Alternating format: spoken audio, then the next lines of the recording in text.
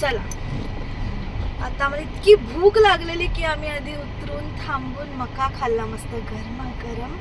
आणि थोडंसं इथे डॅम आहे छोटासा पाण्याचा, तिथे थांबलो जरा, मस्त वाटलं. आत्ता आपण जाऊया कोंडेश्वर टेम्पलला.